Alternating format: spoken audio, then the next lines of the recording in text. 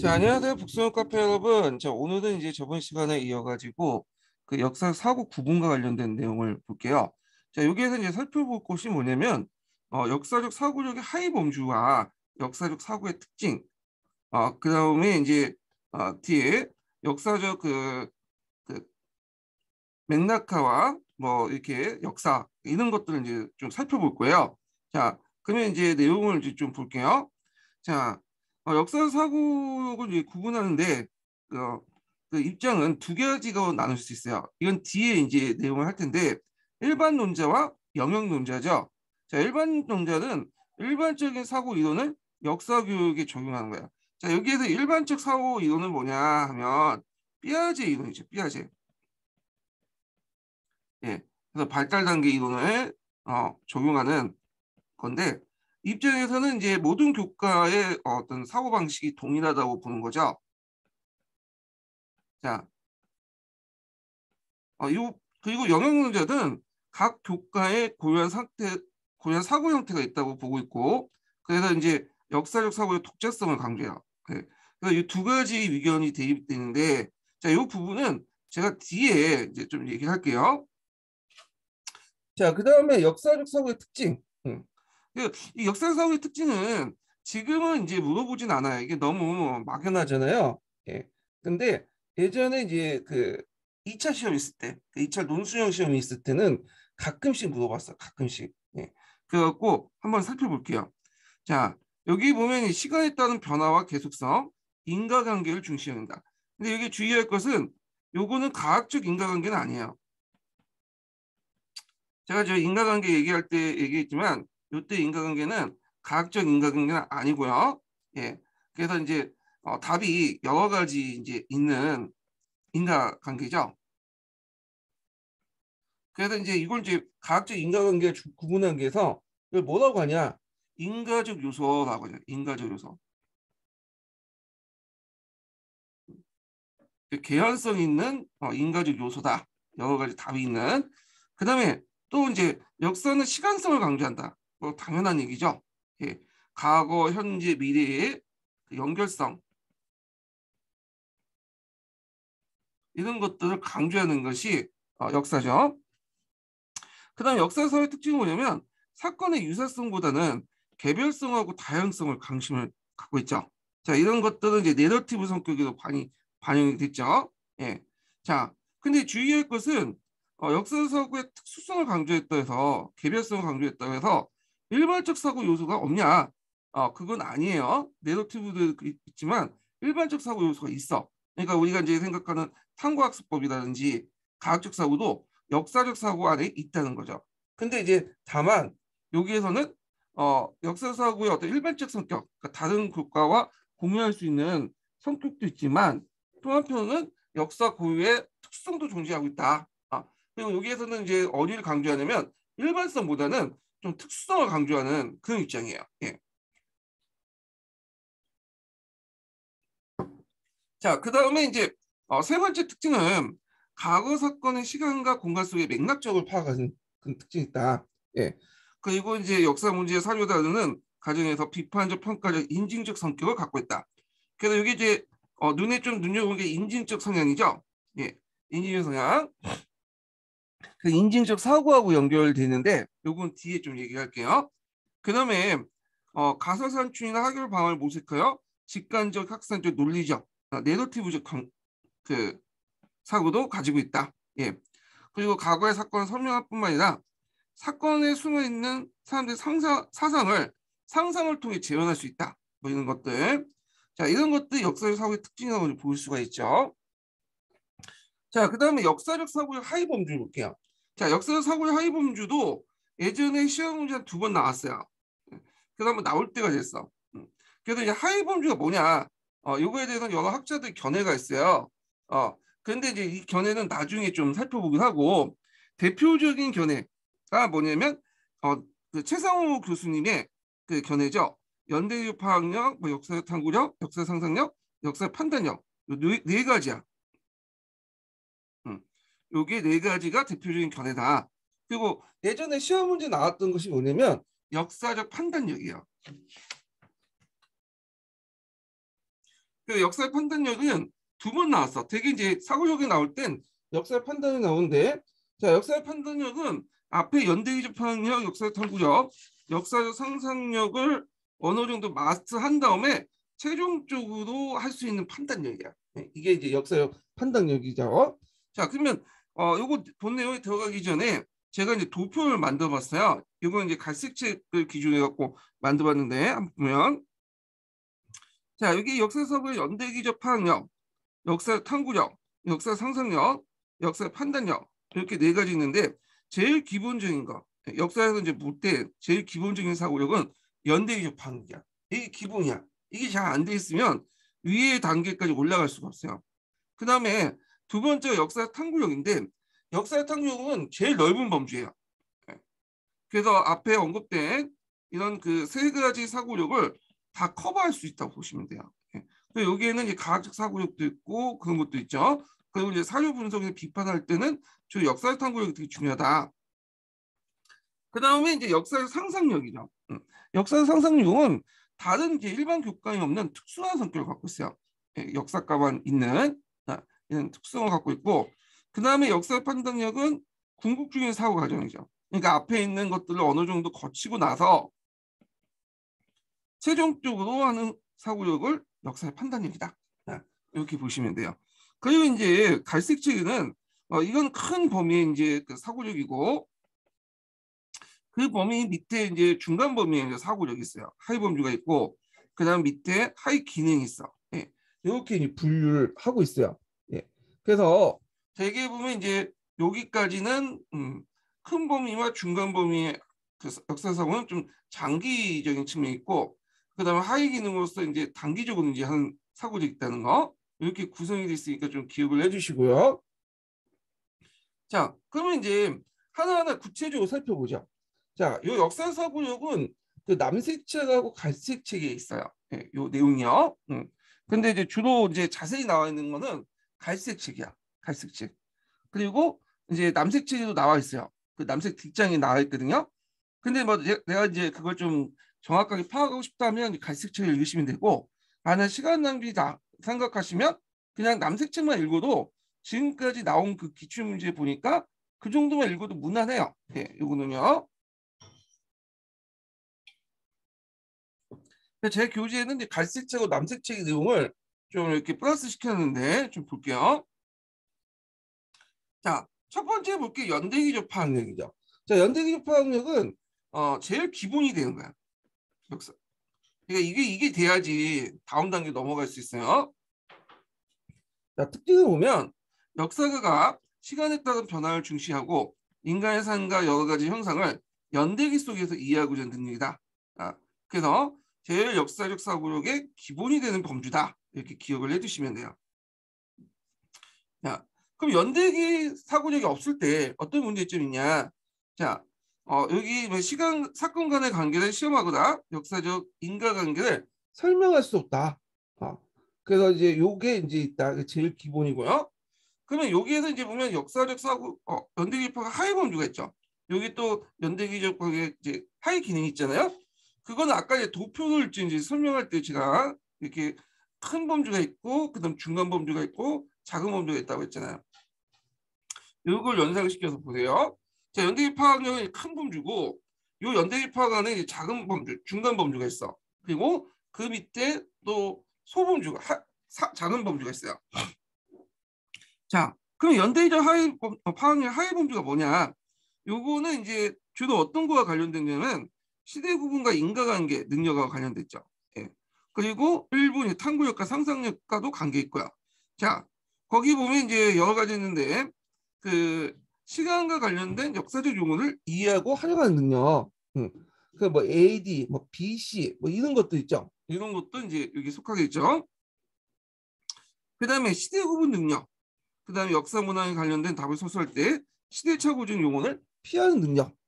이것도 이제 들어갈 수 있고요. 그다음에 이제 여기 보면 여러 가지 사실들을 순서대로 나열하고 그중에 원인과 결과를 구분하는 능력. 그래서 예전에 한번 얘기한 것처럼 직접적인 원인과 장기적인 원인이 있다고 했죠. 그래갖고 근인과 원인이 있다고 했잖아요. 요때 원인은 좀 먼 원인, 이걸 얘기하는 거죠.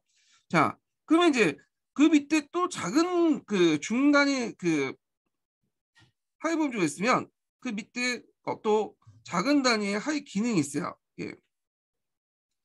과거, 현재, 미래를 구분하는 능력, 시간 관련 용어 이해 사용, 그다음에 연포 활용과 연도의 계산, 연호의 이해, 연속성 및 변화의 발전 이해, 시대 구분 이해인데 그 위에 있는 중단이 이제 뭐냐면 시대 구분 하위 범주와 많이 겹쳐 있죠. 예, 상당히. 예. 근데 저는 왜 겹쳐 있는지 잘 모르겠어. 제가 이제 갈색책에 있는 내용을 그냥 요약을 해놓은 거니까 그냥 요 정도만 이제 그냥 이해하고 넘어가세요. 예. 자, 그다음에 두 번째가 역사 탐구력이야. 자, 요거는 사료 비판하고 관련돼 있어요. 사료 비판. 자, 그리고 요 역사 탐구의 넓은 범위라고 했죠. 제 모든 사고를 다 커버해. 그래서 여기 뭐 연대기적 파악력도 일부 커버하고 요 역사적 상상력도 커버가 돼요. 요것도 커버가 될 수 있다. 그리고 이제 역사적 탐구력은 역사가만의 어떤 일반적인 탐구력, 역사가만의 탐구력도 있지만 다른 교과와 공유할 수 있는 탐구력도 있어요. 그리고 또 역사가 고유의 탐구력과 그 다음에 다른 교과와 또 플러스된 사고력도 있고 세 가지를 나눠볼 수 있어. 그래서 여기에다 일반적 기능이라는 것은 다른 교과와 이제 공유할 수 있는 거. 사회과라든지 이런 것들과 공유할 수 있는 거고, 그 다음에 여기 역사 특징의 탐구 기능은 역사과만이 있는 사고력이야. 자, 그리고 여기에서 이제 일반적 탐구 기능과 역사 탐구 기능의 종합적 역사 탐구 기능은 앞에 있는 두 가지 기능 있죠. 네. 고유한 기능과 공유할 수 있는 기능과 그 다음에 일반적 역사과만 있는 사고력을 플러스시킨 사고력이다. 이렇게 보시면 돼요. 자, 그러면 역사 탐구 기능 중에 일반적 기능을 좀 볼게요. 자, 요거는 딱 보시면 알겠지만 뭐와 연결돼 있죠? 예, 탐구학습과 비슷하게 연결돼 있죠. 그리고 탐구학습은 또 사료학습과 연결돼 있어. 사료학습과 관련된 거예요. 자, 그래서 이제 문제 인지, 뭐 자료 수집, 자료 처리, 결론 도출, 일반화 이런 것도 있고, 자, 역사과반에 있는 탐구 기능 여기 보면 역사적 개념을 사용한다든지, 그래서 역사적 자료를 활용한다든지, 역사적 연구 방법을 수행한다든지 이런 것들이죠. 이때 이제 연구 방법이라는 것은 어떤 거냐? 이런 거는 그 교수 학습 방법이 아니에요. 여기는 이때는 이제 역사학자들 연구 방법이야. 이거를 이제 얘기한다. 자, 그 다음에 이제 일반적 탐구 기능과 역사적 탐구의 종합한 사고 기능이 뭐냐? 문제 파악 능력, 정보 수집 능력, 자료 취급 능력, 결과 적용 능력 이렇게 이제 뭐냐면 네 가지를 볼 수가 있어요. 그럼 한번 이제 각각 그 요것만 한번 읽어볼게요. 자, 문제 파악 능력은 역사의 본질과 주제의 성격에 비추어 다룰 문제가 무엇이며 그것이 왜 다룰 가치가 있는 걸 파악하는 능력이다. 정보 수집 능력은 학습 문제를 해결하기 위해서 조사, 답사, 관찰, 견해 등을 통해서 자료 수집하고 필요한 자료를 선택하는 거다. 앞에 이제 그 탐구학습의 일반적 기능과 또 연결돼 있죠. 근데 이게 왜 이제 플러스 되는 거냐? 라면 여기 보면 조사와 답사 이런 것도 있잖아요. 이런 것들은 이제 다른 과에 없는 거잖아. 그러니까 정보 수집 능력은 여기 역사 탐구 기능과 연결돼 있지만 그 내용 측면에 볼 때는 조사, 답사 같은 것들이 들어가 있기 때문에 역사적 기능도 같이 플러스됐다. 이렇게 보시면 돼요. 그다음에 자료 취급 능력은 역사의 자료를 해석하고 필요한 정보를 찾아내어 분석, 종합, 비교하다. 비교한 능력이다. 이것도 이제 자료 처리 능력과 연결돼 있죠. 일반적 기능 중에. 근데 이게 역사권이 플러스된 것이 뭐냐면 여기 이제 역사적 자료를 찾는다. 일반적 아니라 주로 역사적 자료는 이제 사료를 얘기하죠. 자, 그다음 결과 적용 능력은 이것도 마찬가지야. 거기 이제 뒤에 보면 결론 도출과 일반화 요거 연결되는데 다만 차이점이 뭐냐면 역사적 사실에 적용하는 거다. 그렇기 때문에 탐구 기능과 그 역사적 그 탐구 기능이 일반적 탐구 기능, 역사적 탐구 기능이 플러스된 거죠. 자료의 검증을 통해 각 요소 간의 상호관계를 파악하여 일반화하고 추론을 통해서 그것을 새로운 역사 사실에 적용하는 능력이다. 이렇게 보시면 돼요. 자, 그리고 이제 특징을 볼게요. 이 특징을 보시면 알겠지만 되게 이제 어떤 거에 연결되어 있냐면 사료 비판과 관련된 거예요. 예. 그리고 거기에다가 이제 상상력도 들어가 있어요. 왜냐하면 사료 비판과 분석하는 과정에서 외면뿐만 아니라 인간의 내면도 같이 이해해야 되잖아요. 그러다 보니까 이제 역사적 상상력도 필요하죠. 직관이나 뭐 감정이입 이등 등등.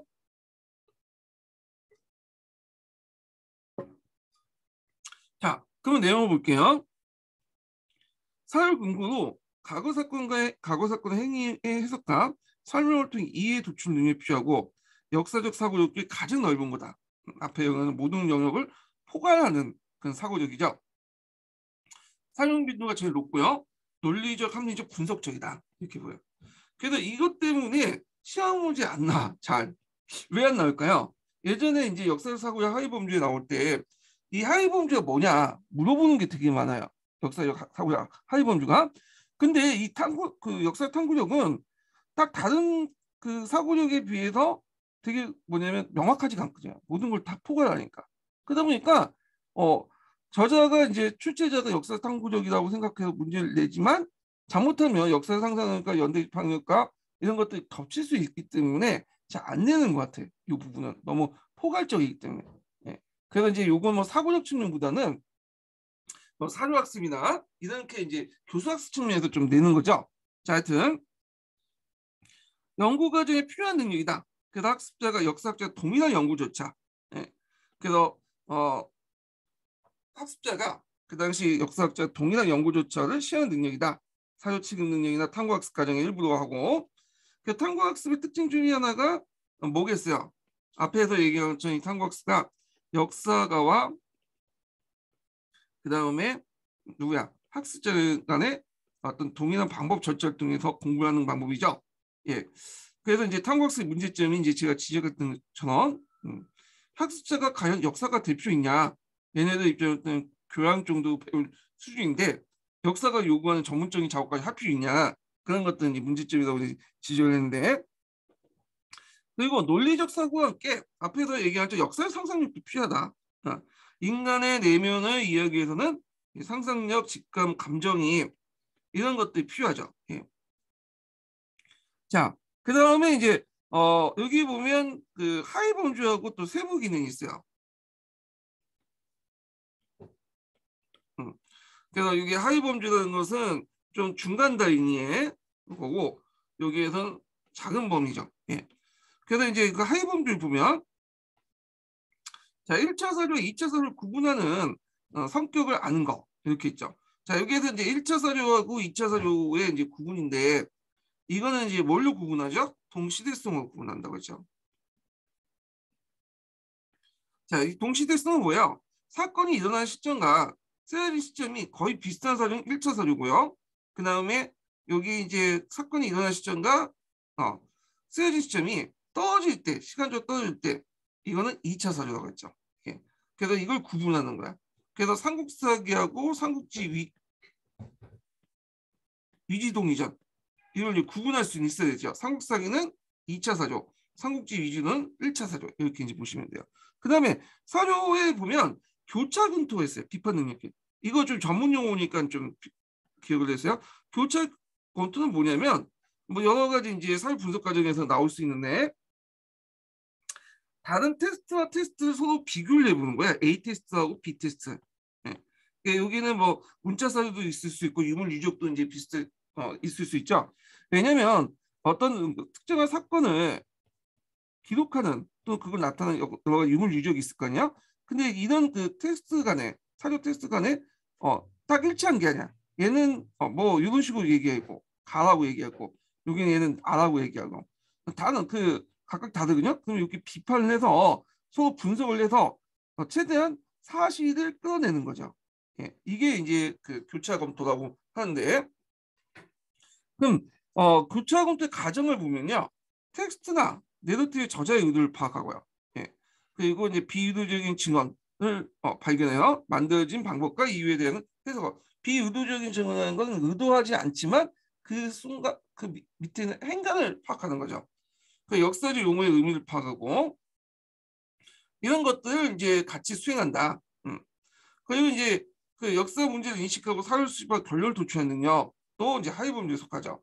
그다음에 이제 여기 하위 기능들을 보시면 대개 보면 이제 하위 범주에 있는 내용과 많이 겹쳐요. 예. 여기 작은 범위 세부 기능은. 자, 그다음에 역사 상상력을 볼게요. 자, 역사 상상력은 그 앞에서 이제 제가 얘기를 좀 했죠. 예. 그래서 요거는 이제 좀 간단하게 넘어갈게요. 자, 역사 상상은 직관적, 인지적, 학산적 성격을 갖고 있고요. 그리고 역사 탐구를 보완한 것으로 역사를 사회학과 구별진 특수한 영역으로 만들어준다. 그러니까 특수한 성격의 사고력이다. 이렇게 보시면 돼요. 그럼 역사 상상력이 왜 필요하냐? 지금 과거에 남아있는, 지금 남아있는 사료 자체가 불완전하기 때문이에요.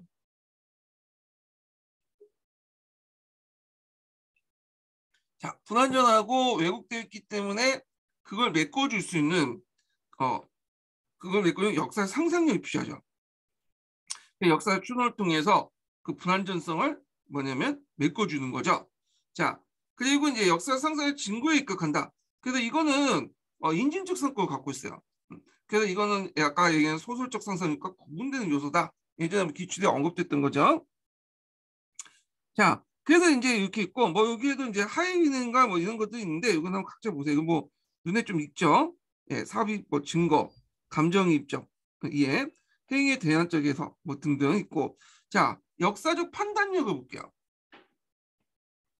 자, 역사적 판단력은 매우 중요해요. 예, 그래갖고 이게 이제 08년도에 나왔고 한 번 더 나왔는데 제가 이제 잠깐 적진 않았지만 한 번 더 나왔어. 예. 역사 판단력은 앞에서 제가 좀 언급을 했었죠. 모든 그 역사적 그 사고에 다 들어가 있다. 그래서 이제 우리가 이제 앞에서 얘기한 것처럼 사회를 선택하거나 그다음에 어떤 방법을 연구하거나 그 연구 결과를 어떻게 제시하거나 최종적으로 어떤 판단을 하거나 역사적 사실을 판단하거나 등등의 다 역사적 판단력이 들어가 있어요.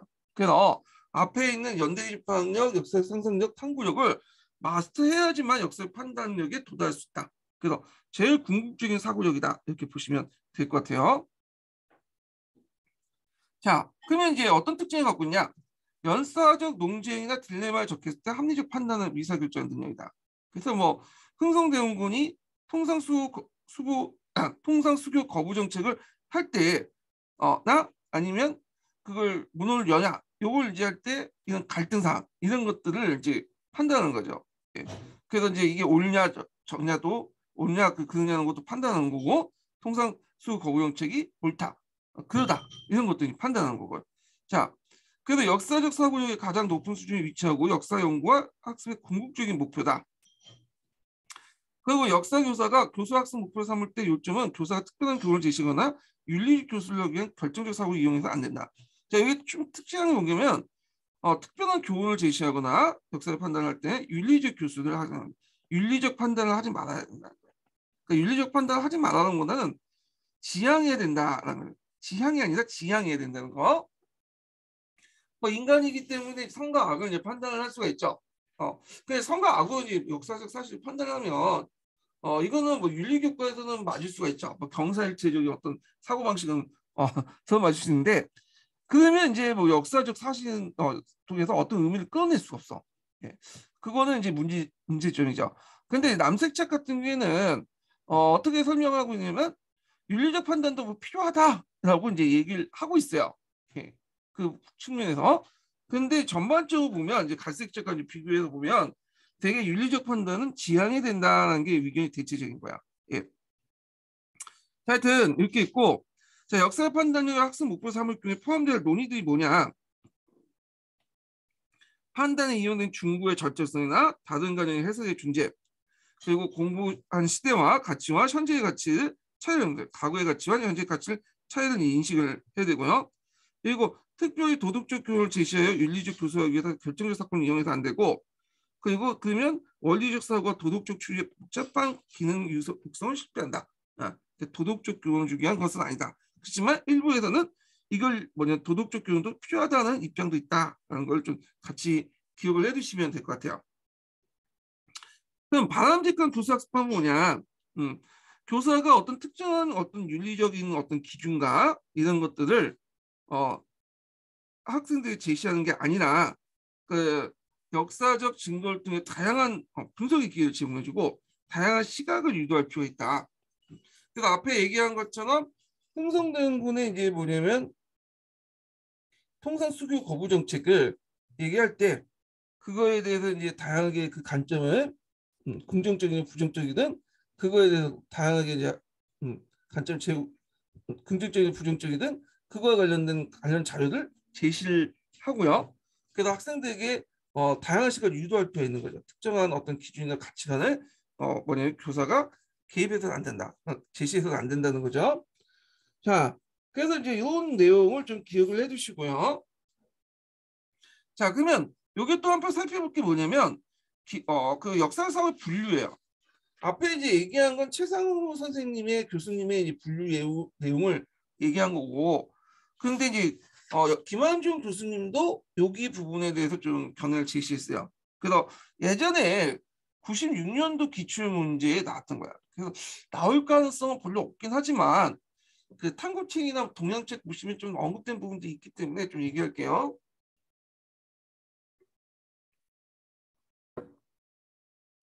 자, 김한준 선생님, 교수님이 이제 그 뭐냐면 견해는 뭐냐?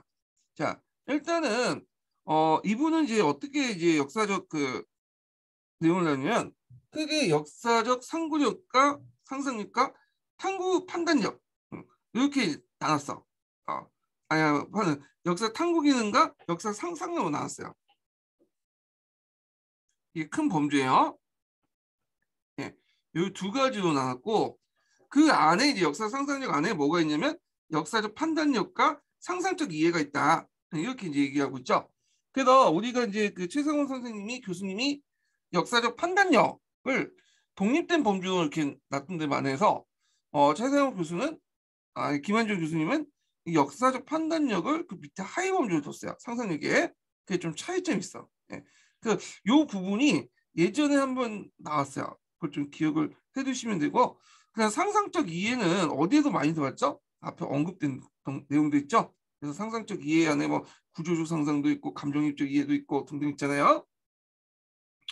그래서 이제 이렇게 해서 이제 그 뭐냐면 나왔다. 김한준 선생님 견해. 네. 그래갖고 두 가지 견해도 이렇게 나눴다는 걸 좀 기억을 해주시고요. 이 정도만 하면 돼요. 그 밑에는 각자 읽어보시고 그 다음에 이제 뭐 역사적 판단력의 견해 같은 것도 있는데 뭐 이것도 그냥 참조해 주세요. 예. 크게 김한준 선생님과 최상호 선생님이 뭐그 대결이다. 이렇게 이제 보시면 될 것 같고. 자, 그다음 역사학과 맥락화를 보죠. 역사학과 맥락화는 예전에 시험 문제 나왔던 거죠. 역사학과 맥락화는 예. 그래서 20년도 기출문제 나왔던 거야. 한옥 곤치세요. 역사학이다 그랬네. 예. 자, 그래서 이제 20년도 기출문제 나왔던 건데 요거는 어디에 있냐면 갈색책이 있어요. 갈색책의 내용인데 그럼 이게 왜 등장한 배경이 뭐냐? 등장 배경은 역사 사고의 논의가 내용의 논의로 전환하기 위해서 하는 거야. 그러니까 이게 무슨 말이냐면 역사적 사고력 자체를 이제 뭐냐면 계속 논의를 했잖아요. 이게 왜 논의가 됐냐면 피아제 이론이 일반성을 강조했잖아. 역사 사고력에. 근데 이거에 대해서 이제 맞붙기 위해서 그 당시 이제 그 다른 그 역사 교과학자들은 일반성보다는 아니다 특수성이 있다. 그래서 이걸 이제 특성을 강조하기 위해서 역사 사고에는 네 가지 하위 범주가 있다는 식으로 얘기를 하고 그다음에 그 안에서 이제 그 김환종 교수와 뭐 최상호 교수가 이제 그걸 어떻게 분류할 것이냐 가지고 논쟁을 했는데 가만히 보니까 이런 논쟁 자체가 일종의 이제 피아제 측의 어떤 그 영역 발달 고유 이론을 주장 아니 연구 영일론을 주장한 측의 프레임에 말려드는 거야. 왜 말려드리겠어요? 역사학의 주요 교수 그 방법을 어디에다 맞춘 거야? 학생들 역사적 사고로 맞춘 거야. 그래서 이게 피아제 이론에 적용되냐 적용되지 않는다는 것은 내용 자체가 아니라 우리가 하는 역사적 사고력에 맞춰 있는 거야. 그래서 가만히 보니까 역사학 자체에서 학생들 가르칠 때 역사적 사고력은 부차적인 거고 제일 중요한 건 뭐야? 역사의 내용이다. 그래서 이것만 강조하면 그 당시 피아제가 만든 프레임 안에 갇힌다. 그 발상의 전환이 필요하다. 이런 것들이죠. 그래서 이제 사고력에서 아니라 역사적 내용을 논의하는 전하는 과정에서 역사학과 맥락화라는 개념이 나온 거예요. 보통 우리나라 역사 교육 같은 경우에는 이제 어떤 특징이 있냐면 그런 게 있어요. 그 외국의 학문을 이제 수입해서 번역하고 거기에다 이제 주석을 다는 거죠. 몇몇 학자들이. 예. 근데 역사학과 맥락화는 좀 약간 이제 좀 다르게 우리나라 학자들끼리 이제 논쟁을 해가지고 이제 나온 결론들인데 좀 달라요. 자, 그러면 맥락화 역사학이 이제 어떤 특징이 있자? 맥락화 역사학이란다. 역사가 어떤 그 특징들이 있나 좀 기억을 보면요. 제가 역사학이라고 계속 얘기하는데 역사하예요. 역사학. 역사를 특징이 뭘게요? 보면 먼저 이제 맥락화라는 건 뭐냐면 현재의 관점에 설정된 구도에서 과거의 현상을 삽입하는 거야. 그래서 정해진 틀에 따라서 과거의 조각을 모아 그림을 완성시키는 건데, 자 대표적인 게 마르크스의 관점을 이제 볼게요. 자 마르크스는 역사는 생산 수단을 둘러싼 계급투쟁의 역사다 이런 관점을 갖고 있죠.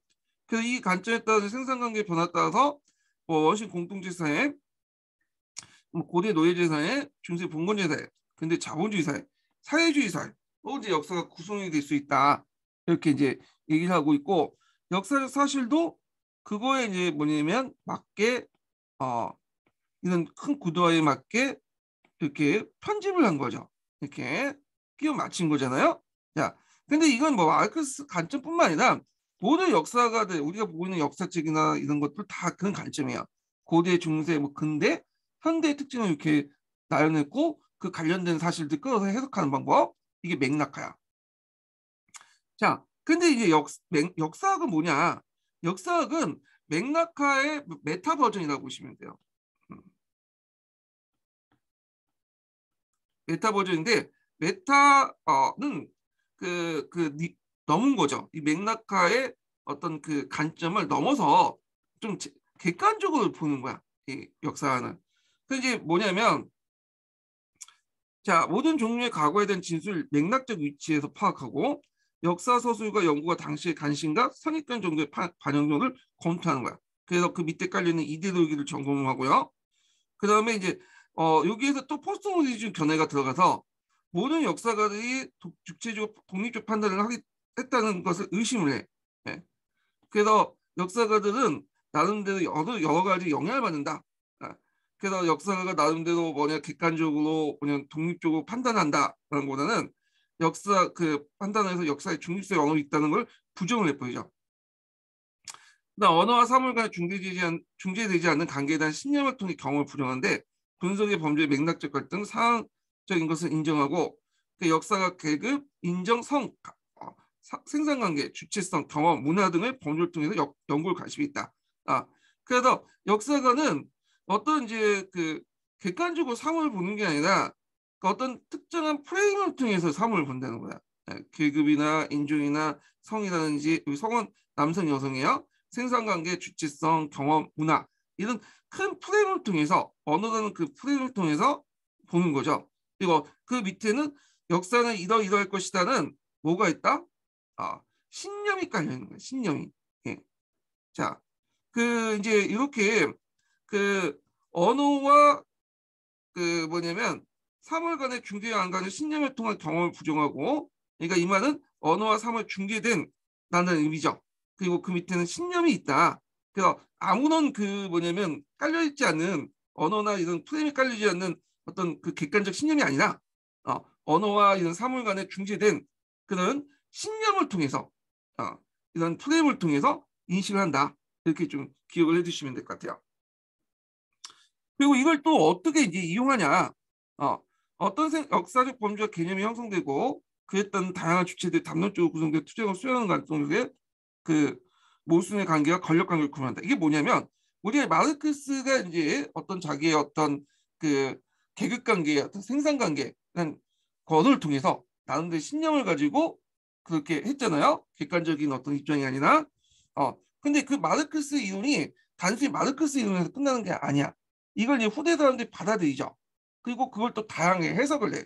그리고 투쟁의 수단으로 이용하잖아요. 담론을 만들죠. 담론이라는 건 예전에 한번 설명을 했어요. 여러 가지 의미가 있긴 있지만 어떤 의도에 맞춰 갖고 그 조성된 그 논쟁거리죠. 이 담론이. 예. 그래서 이런 담론들을 만들어 가지고 이제 뭐냐면 자기 이용을 한 거야. 예, 뭐 레닌이나 마르크스 후대 모태뚱이나 그래서 이걸 통해서 이제 뭐 갈등이 일으키고 어떤 모순 과정 등이 나타나는데 자, 그 밑에는 이제 권력 관계가 있죠. 자, 그러면 제가 이제 또 그걸 이제 좀 어려우니까 좀 약간 쉽게 설명을 좀 해볼게요. 자, 얘를 제가 이제 만들어봤어요. 그래서 앞에 있는 특징들과 연결시켜서 보세요. 자, 당시 유럽의 산업혁명, 노동자 자본가의 계급 발생, 노동자 착취 등 마르크스 유문상을 형성하는 경제 사회적 배경이 있었죠. 자, 이에 따라 마르크스는 다양하고 객관적 관점이다. 아까 이제 포스트 모더니즘은 역사의 중립성을 부정한다고 했죠. 나는 그 객관적이고 주체적이고 이런 관점이라 사회적 영향을 받을 수밖에 없어. 마르크스라는 사람도. 네. 그래서 주관적이고 획일적인 생산관계라는 범주. 아까 말했지만 언어와 사물과 중재되지 않는 관계에 대한 신념을 통한 경험을 부정하고 그래서 이 말은 언어와 사물을 중재된 신념이 있다는 거야. 이걸 중재되지 않는 그 신념이 있는 걸 부정한다는 건 언어와 사물 간에 중재되는 것은 신념이 형성되는 걸 연결해 보시면 돼요. 그러면 그 사람이 왜 언어와 사물이 뭐냐? 그 세상을 연결하는 언어와 사물 이건 생산관계죠. 생산관계의 범주를 통해서 언어를 통해서 역사를 바라보고 나름대로 이제 신념이 생긴 거야. 예. 객관적인 판단하는 신념이 생긴 게 아니라 그래서 이런 마르크스 관점 여기서 끝나는 게 아니라 4번과 연결해 보세요. 그 당시 자유주의 경제관과 대립 갈등을 빚으면서 그 뭐냐면 노동자 계급에 의해서 그 수용되고 그 자본주의 체제 내에서 복지국가 그 다음에 그 노동상권 보장으로 수용됐다. 그래서 어떤 역사의 범죄 개념이 형성되고 그에 따라 다양한 주체들이 담론적으로 구성하여 투쟁 수행하는 갈등과 모순 과정에서 나타나게 되고 권력관계 밑에 있는 구명하죠. 그래서 이런 식으로 하고 여기는 플러스 시키면 뭐 모태통이나 레닌 같은 사람도 그 마르크스 관점을 일종의 담론화시켰죠. 그래서 이걸 이제 그 당시 여러 가지 사회적 모순이나 전제적 정권을 따도하는데 이용하고 결국에는 자신의 권력을 장악하잖아요. 그래서 그 밑바닥에는 그 사람들의 또 권력관계, 나욕 이런 것도 같이 있는 거죠. 예. 그래서 이렇게 이제 보는 것이 역사학이에요. 그래서 이제 역사는 그 맥락과 다르게 메타적 관점이다. 그래서 맥락화에 대한 메타적 관점이라는 거. 맥락화에 그 넘어서 좀 더 이제 객관적으로 보려고 하는 맥락화적 관점을 객관화시키는 부르는 것이 역사다 이렇게 보시면 돼요. 자, 그러면 역사학 수용 적용에 이제 할 때 이제 뭐 내용을 볼게요. 자, 역사학 수용의 적용은 어떤 내용이냐면 앞에 이제 이 역사라는 개념을 교사가 수업에 적용할 때 가정해요. 요 내용이. 자, 그래서 이제 객관성 및 문제점을 보면 객관성을 강조한다는 거냐. 보통 우리가 이제 교과서는 객관적 진리고 그 학생 외부의 기후 체계는 고정돼 있고 text의 기록성을 극대시키기. 이게 뭐 어렵게 써 있는데 이 말이에요. 그러니까 교과서는 객관적 진리를 가정하고 학습자는 그 외부 교과서에 있는 기후 체계 그 의미를 객관적으로 생각해서 그대로 받아들였다는 거. 그러니까 텍스트의 기록성은 예전에 한번 제가 언급을 했을 거예요. 이 기록성은 객관적 사실을 뭐냐고 생각을 한 것처럼 하는 거죠. 그러니까 우리가 이제 자동차나 컴퓨터 사용 설명서 보는 것처럼 그 교과서를 본다는 거예요. 그렇게 이제 인식된 교과서를 뭐냐면 교사는 전달해 주는 거야. 그러니까 교과서에 있는 내용을 그대로 요약하거나 재밌게 해갖고 전달하는 객관적 매개자죠. 예. 자, 근데 이런 것들이 문제점이 있는 거죠. 이게 이제 이걸 이제 객관성을 이제 지적을 하면서 근데 문제는 아까 얘기한 것처럼 그 텍스트에 적혀 있는 것이 객관적이 아닌데 있죠. 왜냐하면 텍스트는 뭘로 적혀 있어요? 언어로 적혀 있죠. 결국에는 그 언어로 적혀 있기 때문에 그 교과서를 만든 편집자나 편집 생각이나 교과서의 어떤 그 핵심 그 방향을 제시하는 그런 국가의 어떤 의도가 포함되어 있는 거야. 예. 그래서 일종의 담론이 구성되는 거죠. 그 담론에는 나름대로 권력 관계가 있고 그런 것도 있죠. 자, 그러면 이제 그 인간의 이해와 권력 관계 등의 의미가 고정된 것이나 담론을 통해 구성해 해체된 것을 두고갈 수 없다. 역사 사실이 다양하게 구성되어 있으며 진리 상황 이론에 따라 판가될 수 없다는 점도 무시한다. 예. 자, 그래서 이제 한 가지 사실만 관점만 적용되고 이 진리 사학 이론은 그 어떤 이제 역사적 사실을 이제 판단하기 위해서는 이런 그 사료라든지 이런 여러 가지 증거들을 이제 연결돼야 될 거네요. 근데 이런 걸 할 수가 없어. 왜냐하면 교과서 원하는 그 요구하는 서에 있는 사실만 강조하다 보니까. 그래서 역사가는 역사학자는 역사 교사는 어떤 역할을 해야 되냐? 여기 2번인데 역할이. 자, 그래서 역사가의 관점과 해석을 통해서 역사식을 만드는 것과 마찬가지로 역사 교사도 나름대로 내용을 구성할 수 있는 거야. 네. 그래갖고 역사라는 인식론적 토대로 나름대로 가르칠 내용을 문제화시키고 객관적 매개적 존재할 수 없다는 깨닫고 역사 교사도 아까 이제 자기 나름대로 가지고 있는 어떤 그 언어가 있을 거 아니에요. 계급, 인종, 생산관계, 주체성, 경험, 문화 이런 것들을 이제 받아지는 거죠. 예. 그래서 이제 이런 내용들 좀 같이 기억을 해주시면 돼요. 자, 그래서 여기에서 볼 수 있듯이 역사학 자체는 객관적 지시를 추구하는 게 아니에요. 예. 이 포스트 모더니즘에 좀 영향을 받아갖고 어차피 이제 맥락화 역사학의 관점을 보듯이 모든 이제 사료나 이런 그 것들은 다 뭐가 있는 거야. 나름대로 주관적 판단이 들어갈 수밖에 없는 거죠. 그걸 인정하는 거야. 그리고 교과서도 있는 그 교과서의 객관성도 부정하고 교과서 결국에는 뭐냐면 다양한 어떤 사실을 통해서 이렇게 전달하는 게 아니라 자기 관점을 통해서 이제 전달하는 거다. 그런 걸 있고 그 다음에 이제 그런 걸 인정하는 상황에서 역사 교사도 교과서의 어떤 것들의 문제 그 객관성을 이제 지적하면서 자기 나름대로 뭐냐면 교과서를 이제 해체시키고 자기 나름대로의 관점에서 자식 구성해서 맥락화처럼 구성해갖고 가르쳐야 된다. 그래서 단순히 교과서를 전달하는 객관적 매개자로 존재할 수 없다. 뭐 이렇게 얘기한 건데 이게 역사 교사의 이제 뭐 역할인데 근데 이걸 이제 이거는 그냥 이론일 뿐이지 실제 학교에서 이렇게 했다가는 잘리죠. 예. 잘릴 가능성이 많아. 요거도 뭐 가능성이 있죠. 역사 교사가 그 역사 교과서를 무시하고 이게 이제 뭐 국가에 의해서 뭐 만들어진 거다 하면서 팩트를 다 무시해버리고 거기 적혀 있는 팩트를 다 무시해버리고 자기 멋대로 이제 뭐 가르치고 제주시키고 간다. 그냥 이론적인 거예요. 예. 그래서 좀 현실에 맞진 않은 것 같아. 근데 내가 역교를 좀 많이 예전부터 공부를 좀 해보니까 이게 현실하고 안 맞는 게 너무 많아. 예.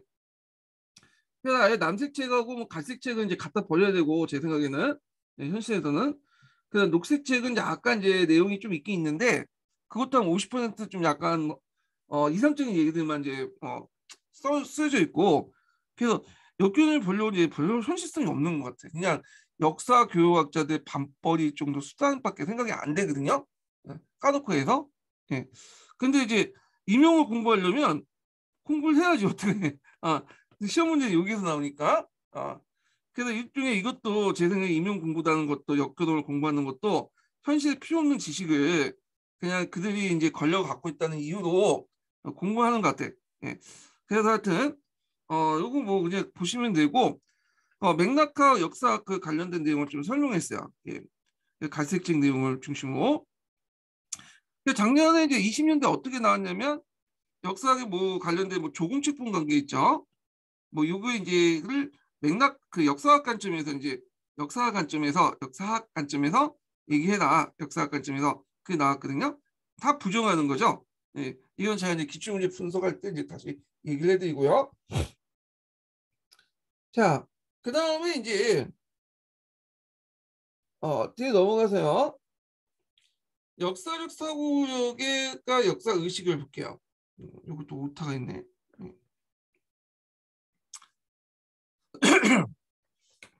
자, 역사적 사고력과 역사 의식인데 이제 먼저 역사 의식부터 이제 보죠. 자, 역사 의식은 여러 가지 의미로 이제 나눌 수 있죠. 이게 너무 주관적이기 때문에 역사 의식의 어떤 의미를 써라 이런 문제는 안 나오겠죠. 남색 책에는 뭐 좀 있긴 있는데 학자들마다 견해가 달라. 너무 이제 주관적이고. 자, 그러다 보니까 이제 우리는 좀 객관적 사실들만 좀 파악을 해서 넘어가기도 하죠. 자, 여기 보면 이제 역사 의식은 이제 그 역교동에서는 사회적 역사의식과 심리적 역사의식도 나눠줄 수 있어요.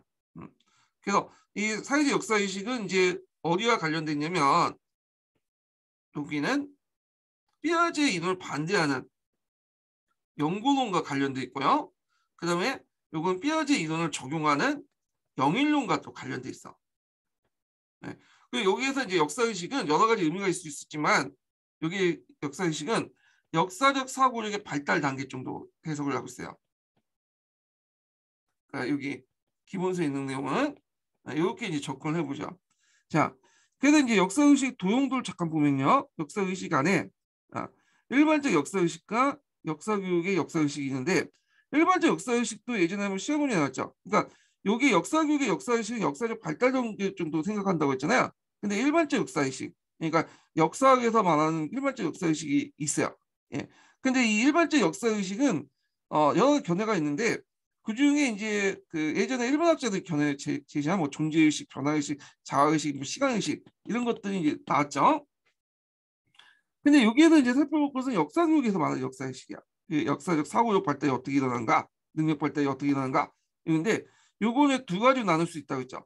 사회적 역사의식과 심리 역사의식. 예, 이게 두 가지 있고요. 그러면 심리 역사의식의 대표적인 이론이 뭐냐면 사이트의 연구 결과예요.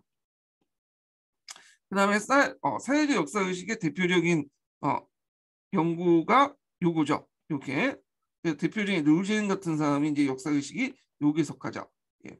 자, 그러면 이제 그 심리적 역사의식을 볼게요. 이건 사이트 중심으로 이제 좀 볼게요.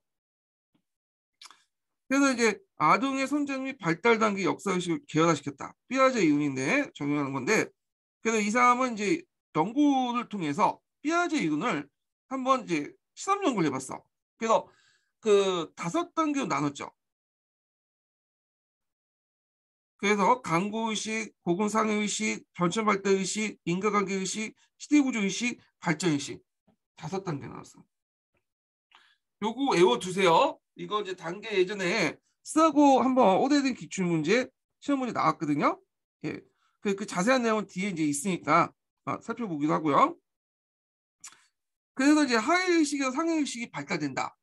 나이를 먹으면 높은 단계 의식에서 낮은 단계 의식에서 높은 단계 의식으로 이렇게 발달된다. 이렇게 이제 보고 있죠.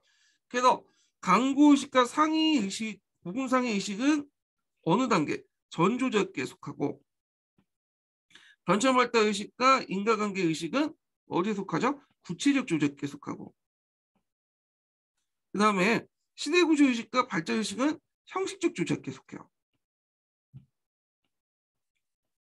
자, 이렇게 있고 근데 단점은 뭐냐면 역사의식을 정태적 파악한 거야. 각각의 단계들이 이렇게 넘어갈 때 원동력을 방향을 구명하지 못했다. 그래서 이런 것들이 문제점을 지적을 하고 있죠. 자, 그래서 이제 역사학습의 목표나 내용을 토대로 이제 하고 있고 사회적 역사의식은 역사교육의 목적이 역사의식을 기르는 거다. 자연스럽게 나이가 먹으면서 역사의식이 발달된 게 아니라 역사 교육 자체의 목적이 어떤 역사에 대한 흥미나 관심, 역사적 태도와 방법, 그 다음에 역사적 내용, 비판의식 등등등을 통해서 육성되는 거야. 후천적으로. 그래서 이런 것은 이제 역사 사고적 함량이라든지 과학적 객관적 토대를 마련했고 역사의 목적이나 연구시각을 방법을 제시했다. 그래서 사회적 역사의식의 대표적인 어떤 그 내용이 뭐냐면 뉴젠의 역사의식이에요. 요거 꼭 기억을 해두셔야죠. 사회적 역사의식이야. 누젠 역사의식의 특징이 이제 좀 보면 이 사람은 사회적 역사의식을 주장을 했어요. 근데 좀 특징이 발달 단계를 수용했다는 거야. 이 발달 단계 좀 약간 뭐가 이제 들어가 있죠? 피아제의 이론을 좀 약간 받아들인 것처럼 볼 수 있죠. 근데 주의할 것은 피아제 발달 단계에서 발달 단계라는 걸 수용했지만 내용은 달라요. 피아제는 나이만 먹으면 발달로 다음 단계 넘어갈 수 있다 얘기하지만 이 사람은 노력이 필요해. 어느 정도 자신의 내용이라든지 역사적 내용이나 이런 것들을 알아야지만 다음 단계에 넘어갈 수 있다는 거야. 그래서 좀 개념이 달라요. 이 사람은. 그래서 외형적인 틀만 가지고 온 거야. 피아제 이론에서. 그렇지만 그 내용은 사회적 역사의식이야. 예. 그다음에 삐아제이는 또 뭐냐면 실험 연구 방법을 또 수용을 했어요. 할렌 같은 사람들이 이제 실험 연구 같은 거 했잖아요. 이 사람은 실험 연구를 한 거야. 근데 이제 내용 결론은 다른 식이죠. 예. 그래서 이제 있고 그다음에 세 번째는 도덕성 이론과 또 연결돼 있어. 탈버그인가? 뭐 하여튼 뭐 그 사람의 이제 그 도덕성 이론과 연결돼 있어요. 그래서 이 세 가지 특징을 갖고 있다 이렇게 보시면 돼요. 자, 그래서 형식적인 거와 연구 방법론에서는 삐아제 이론을 두었긴 했지만 내용 측면에서는 뭘 가지고 있다. 역사사고의 특성과 이런 인간 문화의 어떤 것들을 되게 강조했다. 인간 문화를 통한 어떤 역사사고의 수행 과정을 가정했다. 요 지금 기억을 해보세요. 하시면 될 것 같아요. 그래서 이제 그 정의부는 역사사고의 특성과 인간 문화의 역사사고가 수행하는 기능을 구조한 통합적인 정신장입니다. 단 여기에서 이제 삐아제의 필 할린 모델에 대해서 사용 경험적 연구 방법이나 단계단 개념을 가지고 왔다. 외형적으로. 그렇지만 그 내용은 어디에 속한다는 거죠? 예, 그거는 그 특성에 속한다. 이거 좀 기억을 해주시면 될 것 같아요. 자, 그러면 이제 유형을 이제 보면 이 유형이 이제 시험 문제 나오죠. 자, 그리고 이 유형의 특징은 뭐냐면 시간성에 대한 의식도 있지만 도덕적인 의식도 있다. 그래서 합성이다. 콜보그인가 그 사람이 있을 거예요. 제가 약간 한다면 콜보그 거야. 이 콜보그의 도덕성 발달이라는 게 있잖아요. 그걸 좀 약간 뺏겨왔어. 좀 그 내용을 보시면. 자, 그러면 이제 그 내용을 볼게요.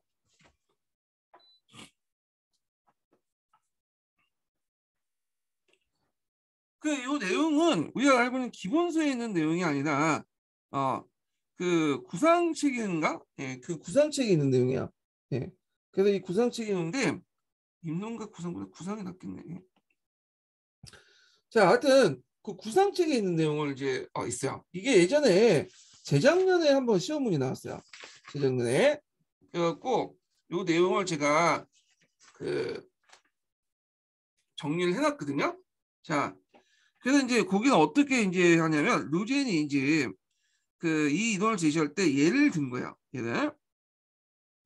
자, 고대의 A시족은 다른 B시족에게 시족의 종속과 관계에 대한 큰 신세를 졌고 이에 대한 보답으로 은혜를 베푼 B시족에게 후손 중에 피신처를 구하는 사람이 있으면 후에 그가 아무리 큰 죄를 지었어도 그 청을 거절하지 않겠다는 약속을 기록으로 전해온다는 약속이 기록으로 전해내려고 있다는 이야기를 제시했다.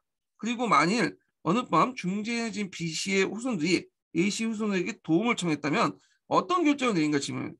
그러니까 예전에 아주 오래 예전에 A시족이 B시족에게 은혜를 줬어. 은혜를 받은 거죠. 그래놓고는 나중에 그 B시족의 후손들이 뭔가 잘못을 저질고 도움을 요청할 때는 꼭 도와주겠다고 이렇게 뭐냐면 기록으로 이제 뭐냐면 남겨갖고 이렇게 전해지고 있는 거예요. 네. 그래서 후에 이제 한참 후에 이제 그 B시족의 후손들이 이 기록을 가지고 A식 후손들에게 너네들 선조 약속을 지켜라. 이렇게 이제 했단 말이에요. 그때 이제 뭐냐면 학생들이 A시족 입장에서 B시족을 어떻게 대할 것인가 이걸 한번 이제 분류를 해봤어. 그랬더니 네 가지 분류가 나왔다는 거죠. 자, 하나가 이제 정통적인 유형이고요. 그 다음에 정형적 유형이고 비판적 유형이고 발생적 유형이야. 네. 그래서 이 단계가 이제 수준이 있어. 제일 낮은 수준이 정통적 유형이고 그 다음 단계가 정형적 유형.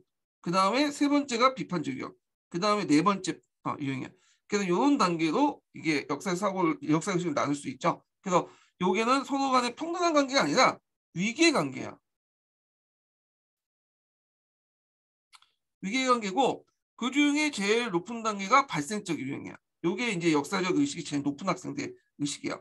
자, 정통적 유형은 의리를 되게 강조해요. 의리. 예. 그러니까 예전에 우리 선조들이 그렇게 이제 도움을 받았기 때문에 또 약속이 딱 기록 남아 있잖아요. 자, 그러니까 당연히 약속이 지켜야 되겠죠. 그 예전에 한 약속의 기록이 남아 있으니 피신처를 제공해야겠다. 이게 정통적 유형에 속해요.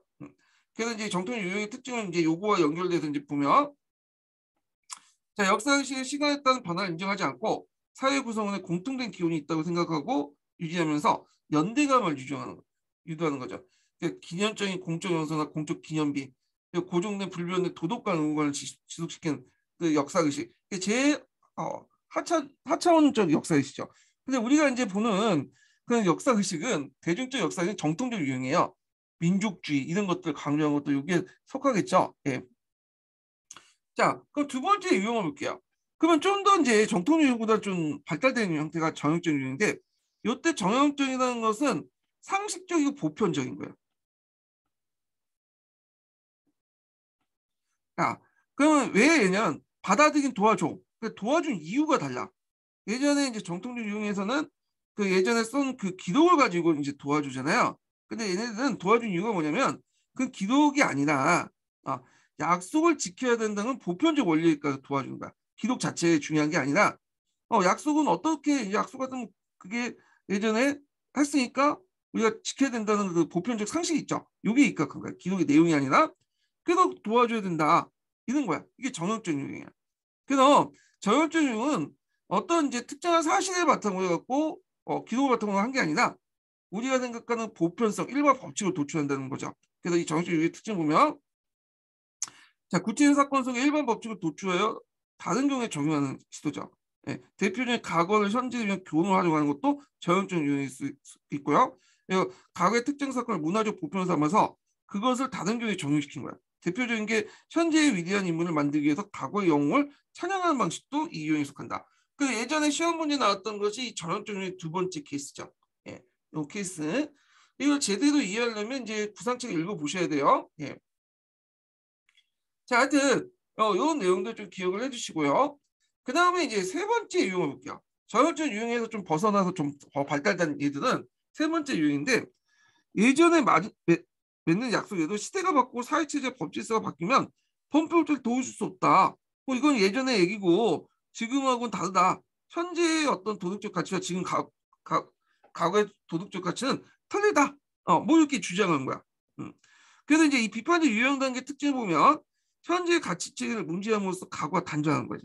네, 그걸 통해 정전과 조정의 자기 이해 방식을 부정하고 새로운 정체성을 부정하는 거야. 그래서 이제 억압적인 젠더를 해체하고 페미니스트 역사 소설을 하는 방식이 그런 거죠. 종전의 뭐 여성성 남성성을 해체하고 지금의 여성성 남성성을 새롭게 만드는, 그래서 종전의 인식을 해체시키고 새로운 인식을 만드는 이런 것들이 비판적이야. 그래서 과거의 가치와 현재의 가치를 단절시키는 거야. 그러면 이제 마지막으로 볼 게 발생적 유익이야. 자, 변화된 시대의 환경과 법질서에 맞춰서 범법자의 피난처를 제공할 수 없으나 과거의 역사를 존중하여 경찰에 자수를 권하고 법이 허용하는 태도에서 각종 후원책을 마련한 거야. 자, 이거는 과거의 가치와 현재의 가치를 그냥 정복시키는 거죠. 그래서 범법자 찾아왔어. 그래서 예전에 약속했으니 지켜라. 그러니까 우리 이 예전의 약속이 지금 법칙에 맞지가 않죠. 어떻게 범법적을 숨겨? 예, 자기가 걸려들 수 있는데 그러면 어떻게 했어? 일단은 경찰에 자수할 권하고 또 신고를 해주죠.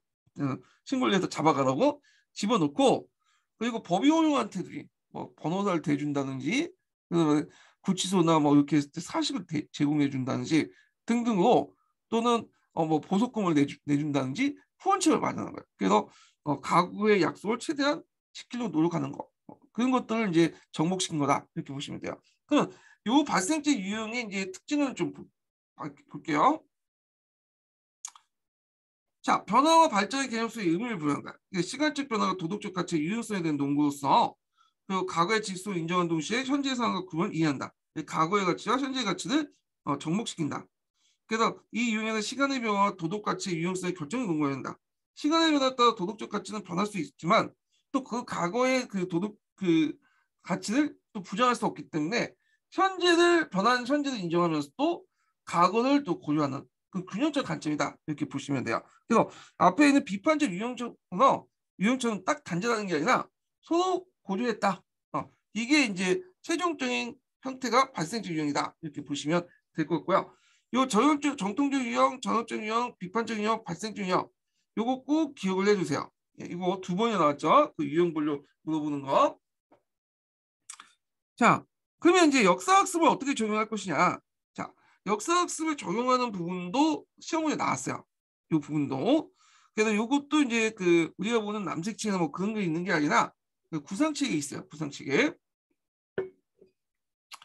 자, 여기 보면 역사의식의 발달을 학생의 순서대로 설명하고 정통 유형은 역사의식을 쉽게 할 수 있고 저형적 유형은 역사 교육과정을 채울 수 있고 비판적 발생적 유형은 교사나 학생들 집중적으로 노력이 필요하다. 그러니까 처음에 접근할 때는 역사의식을 쉽게 만들 때 정통 유형을 강조하고 의리를 강조하면 쉽게 이해에 들어갈 수 있겠죠. 그 다음에 저형적 유형 역사 교육과정을 몇 군데 사용되고 학생이나 교사는 여기에 초점을 맞춰야 된다. 이걸 이제 강조한 거죠. 자, 그 다음에 역사학습의 과정은 역사의식을 유용하고 정신적으로 절차화시키는 데 있다. 그래서 과거의 시간을 경험한 능력, 역사의 형식을 해석하는 능력, 실제 목적을 활용하는 능력, 그 경험적 능력을 검증하는 데 있다. 그러니까 역사의식이라는 것 자체가 어떤 경험하고 상관없이 떨어져 있는 게 아니라 이런 역사적 경험을 자기가 어떻게 조직해서 해석하는 데 있는 거죠. 예. 그리고 이제 이걸 통해서 이제 해석하는 능력을 통해서 보는 거죠. 앞에서 얘기한 것처럼 앞에 있는 사례를 어떻게 해석했다 이게 네 가지로 나눈 거 아니에요? 예. 자, 그리고 이제 역사의식의 정통적인 시작에서 발생적인 도난 구조를 변화하는 거죠. 그러니까 뭐 요 단계를 갑자기 뛰어서 뭐 정통 유형이나 정형적 유형이나 비판 유형을 뛰어넘어서 발생적 유형을 갑자기 넘어간 게 아니라 모든 학생 등 요 네 단계를 거쳐서 진행되는 거야. 정통 유형을 했다가 좀 더 이해가 징징되면 저형적 유형으로 들어가고요. 비판적 유형으로 또 들어가고 발생적 유형으로 들어가고. 자, 그래서 결국에는 발생적 유형이 최종적인 도달 목적이죠. 그리고 이런 각 단계마다 과거에 대한 자신의 이야기를 구성한 능력으로 나타난다. 그래서 이걸 이제 알 수 있는 얘가 발생적 유형에 도달하는지 정형적 유형에 도달하는지 등등등은 뭘 통해서 이야기를 통해서 이 학생이 이것을 보고 어떻게 해석해갖고 이야기를 만들어내는가, 스토리를 내러티브를 만드는가, 요게 예전에 시험 문제 나왔죠. 내러티브 만드는 능력. 이걸 보고 구성하는 능력을 보고 각 단계를 판단할 수 있다. 이런 내용이야. 자, 의의는 뭐냐면 나름대로 역사를 체계적으로 분류했고요. 그리고 동태적 성격을 강조했다. 그러니까 이제 단계라는 것은 우리가 이제 그 뼈아제 이성 단계는 앞에 있는 단계 뒤에 있는 단계 앞에 있는 단계 넘어갈 때 어떤 원동력을 제시하지 못했잖아요. 근데 이 단계에서는 정통 유형과 정형적 유형과 비판적 유형을 발생적 유형을 자기의 노력이나 어떤 역사적 어떤 지식이 많이 스트레스해서 넘어갈 수 있는 거잖아. 네. 그러다 보니까 능동적 역사학습의 어떤 필요성이 부각한 거죠. 그리고 역사적 삶의 의식을 통해 삶의 지향을 성찰하고 그래서 이런 의식들 자체가 도덕적 의식과 또 관련돼 있고 그러잖아요. 그러다 보니까 이제 어떤 상황이 처해질 때 내가 어떻게 판단할 것인가, 어떤 가치를 더 중요시 여긴가 이런 것들은 다 삶의 지향과 연결돼 있죠. 그리고 앞에서 얘기한 것처럼 이게 콜무그의 의식을 받아들이기 때문에 이걸 받을 때 도덕적 의식이 포함되어 있다. 이걸 좀 기억을 해주시면 될 것 같아요. 의의는 한 개 있는데 한 개는 그냥 읽어보세요. 이게 제가 구상식에 있는 내용을 적어놓긴 했는데 시험 문제 좀 안 나올 것 같긴 해요. 예. 읽어보면 간략하게 설명할게요. 첫 번째 뭐냐면 이 역사의식 유형이 어떤 것을 이제 받아들였죠? 뼈아제 인지발달 단계를 받아들였잖아요. 물론 이 뼈아제 인지발달 단계의 형식적인 것만 받아들이고 그 내용은 어떤 사회성 그 특성을 강조하지만 잘못하면 그 뼈아제 인지발달 등에 나타난 문제점 그대로 재현될 수 있다. 그리고 두 번째는 뉴젠의 역사의식이 너무 유럽 중심이다. 그래서 비유럽권하고는 뭐 아시아나 아프리카는 적용될 수 없다. 이렇게 있고요. 그다음 유럽의 이제 어떤 경제적 통합뿐만 아니라 공통된 역사 의식을 강조하고 있죠. 예, 그 국민국가 형성을 위해서 통합된 집단 기업가 의식이 비슷한 양상을 보이기 때문에 이것도 문제점이 있다. 자, 그리고 역사 의식 유형을 개체 발생적인 발달 단계 발생해서 경험적 인증할 수 있다는 주장은 역사 의식의 학습과정 절차가 어렵고 학습 가능성을 축소할 수 있다. 예. 그래서 네 가지 유형에 딱 맞춰가지고 이렇게 발달된다는 거는 입증할 수도 없다. 당시 제시한 경험은 구체적인 사례 여러 가지 경험을 통해서 뭐 다양한 사례를 통해 검증하는 게 아니라 몇 가지 사례를 통한 실험 연구에 불과하지 않냐. 그런 그 유형들을 어떻게 학습 조차 실제로 적용할 수 있냐 등등인데 그냥 참고만 여기세요. 한계는. 예. 자, 그러면 첫 번째 인증번호 알려드릴게요. 첫 번째 인증번호는 96번이에요. 첫 번째 인증번호 96번입니다. 자, 집단기억과 역사의식을 이제 볼게요. 요거는 좀 쉬웠다 할까요? 요거는요.